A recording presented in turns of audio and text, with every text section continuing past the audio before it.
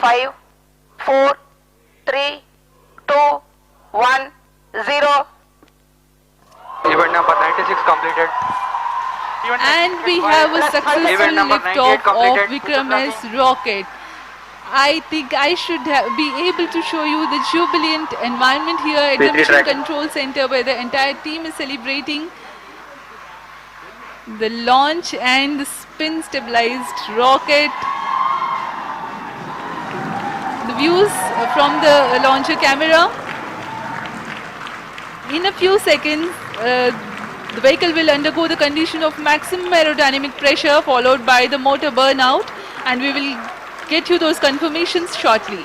The vehicle will experience Qmax around 15 seconds, and the same time maximum aerodynamic loads will occur. Just to remind the viewers, this is an aerodynamically stabilized vehicle.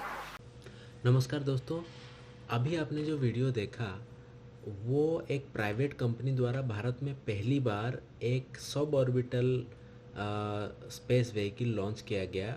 वो private company का नाम था sky root.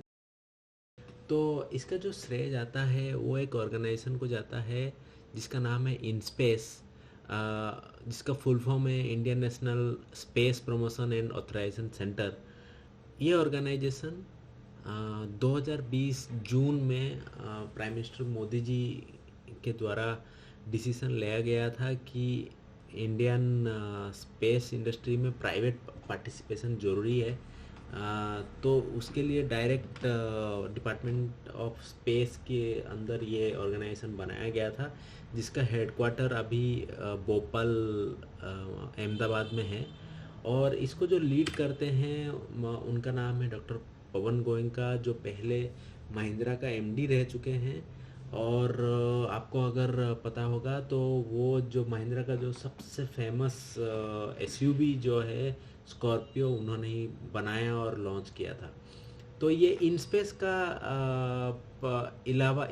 के अलावा वो और एक महत्वपूर्ण बॉडी को भी लीड करते हैं जिसका नाम है स्केल का काम है भारत में लोकलाइजेशन लाना और एम्प्लॉयमेंट को बढ़ावा देना। ये ministry of commerce and industry के अंदर आता है।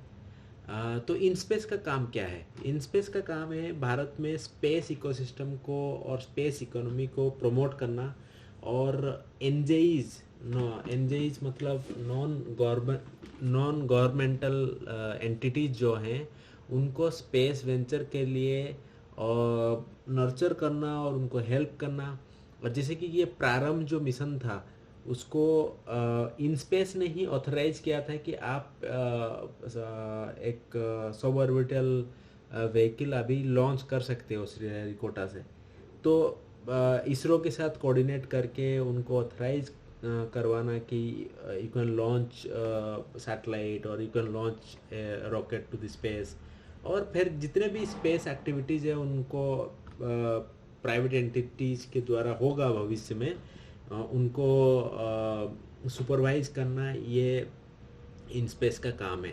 दूसरा सवाल ये है, भारत में प्राइवेट स्पेस वेंचर क्यों चाहिए? दोस्तों, फैक्ट ये है कि इसरो के पास इतने पैसे है नहीं। दुनिया में स्पेस जो इंडस्ट्री है वो अभी बूम कर रहा है। और एक अनुमान के अनुसार 2025 तक पूरा विश्व में 60,000 सैटेलाइट लॉन्च होंगे।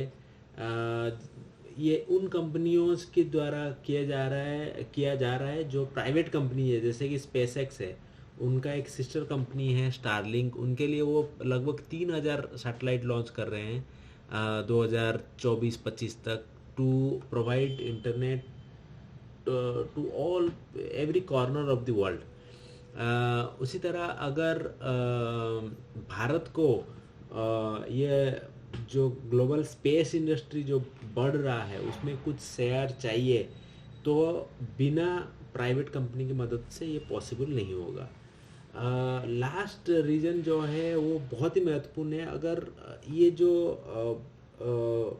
व्हीकल लॉन्च और रॉकेट लॉन्च जैसा काम अगर प्राइवेट कंपनियां संभाल लेते हैं, सैटेलाइट लॉन्च प्राइवेट कंपनियां संभाल लेते हैं, तो इसरो को जो रिसर्च में फोकस करना बहुत आसान होगा, जैसे कि चंद्रयान-2 उनको लॉन्च करना है।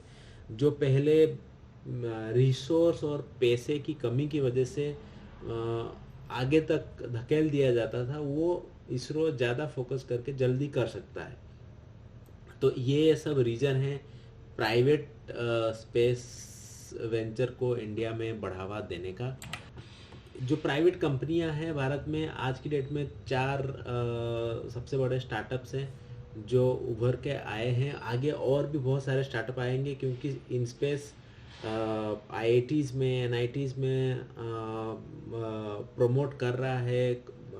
जो IIT के इंजीनियर्स हैं उनको नर्चर कर रहे हैं कि स्पेस की दिशा में काम करने के लिए।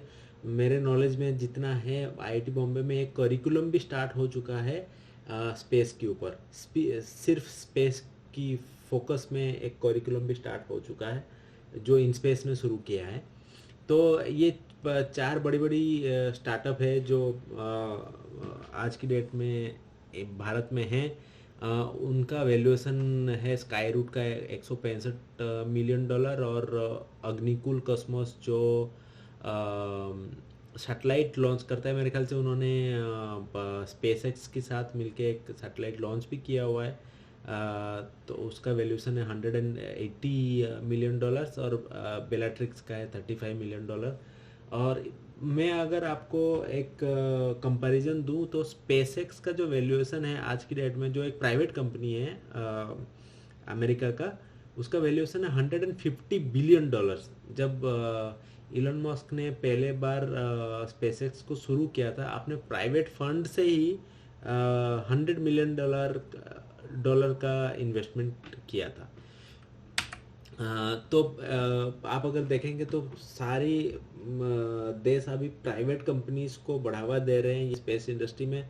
ये सारे जो कंपनियां हैं, स्पेसएक्स हो गया, ब्लू ओरिजिन जो जेफ बेजोस अमेजन की ये कंपनी है, और virgin Atlantic, Boeing, Sierra Nevada, ये सारे प्राइवेट कंपनी है USA के। उसी तरह आप रसिया में भी स्पुटनिक्स है। तो बहुत सारे प्राइवेट कंपनीज रसिया में भी हैं और यूरोप में भी अभी प्राइवेट कंपनीज आ रहे हैं to work in this space industries. तो और उनका जो सक्सेस है वो बहुत बढ़ भी रहा है। जैसे कि आप स्पेसएक्स की देखेंगे तो आज की डेट में वो क्रू मॉड्यूल भी बना लेते हैं जो डायरेक्ट ISS में जाकर डॉक कर पाता है। ये बहुत बड़ा अचीवमेंट है। एक प्राइवेट कंपनी को ISS में जाके डॉक कर पाना है, बहुत बड़ा अचीवमेंट है। वो लोग रीयूजेबल रॉकेट्स भी बना लेते हैं। स्टारलिंक्स की बात मैंने आपको कर दी है, जो लगभग 3000 सैटेलाइट स्पेस में लॉन्च करने वाले हैं to provide internet throughout the world. So इन सब रीजन की वजह से भारत में भी प्राइवेट इंडस्ट्री को स्पेस इंडस्ट्री में पार्टिसिपेट करना बहुत ज़रूरी है। और आगे इसमें बहुत सारा डेवलपमेंट होंगे। तो ये जो आज जो स्काई रूट द्वारा जो प्रारंभ मिशन जो सक्सेसफुल हुआ है, जिसका ऑब्जेक्टिव जो था वो एक्चुअली अचीव हुआ है, वो एक महत्वपूर्ण कदम है मैं कहूँगा, और भारत के लिए एक बहुत अच्छी खबर है। धन्यवाद।